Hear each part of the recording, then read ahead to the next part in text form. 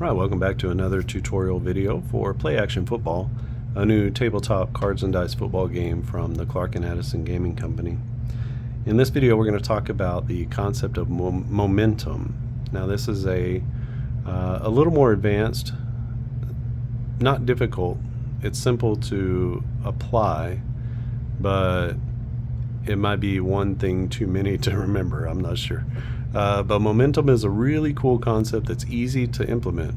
It's not difficult at all. You just kind of have to remember when a play triggers momentum, because there's nothing like digitally that helps you remember that. So these are our momentum cards. You can see that the green ones are for offensive plays, and the red ones are for defensive plays. These correspond roughly to same red and green for the offensive plays here and the defensive plays on the formation cards. So if you're playing head to head, these will feel very familiar. So essentially what you'll do is, to set up the game, you'll cut out all of these. They'll come like in a sheet like this, and there's two sheets. There's one for offense, one for defense. And basically you put them into a pile, you shuffle them, and you're going to put them face down so that when you pull one, you're pulling a momentum card like this. Now every game, if you're going to play with the momentum cards, every game should start with the home field, or the home team having the home field advantage. Now the home field advantage is a +1 on all offensive plays and a -1 on all defensive plays. Now if you go back and you look at how the game goes back and forth, it would be a plus or -1 to this main play outcome roll.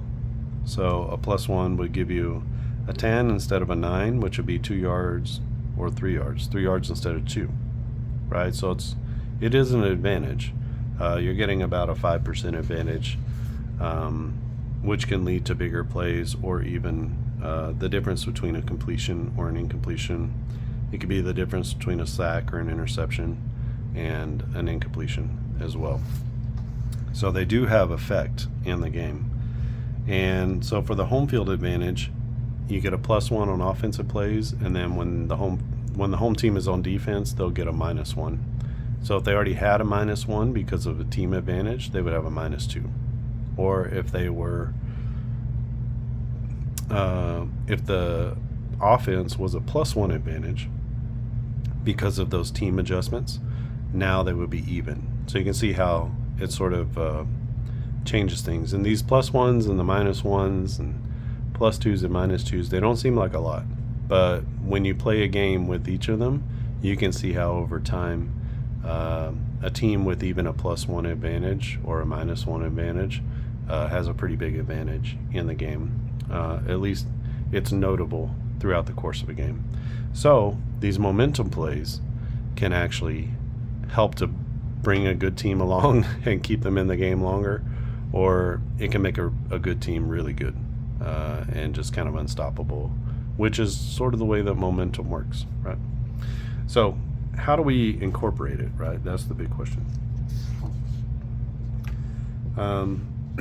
Inside the game guide, you can see here, these are the types of plays.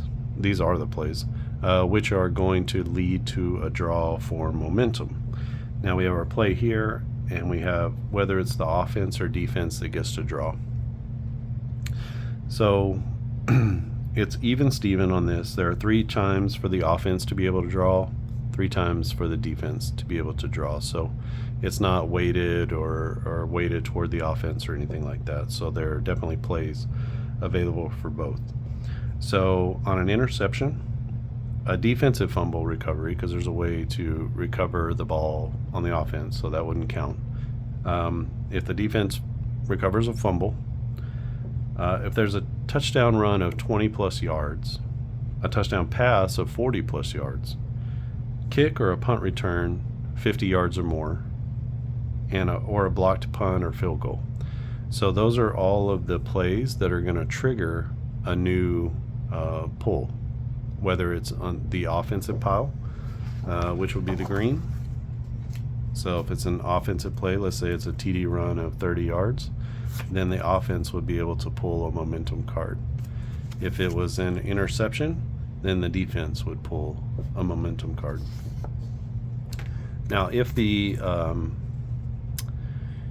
team already has momentum, there are a couple things that you can do.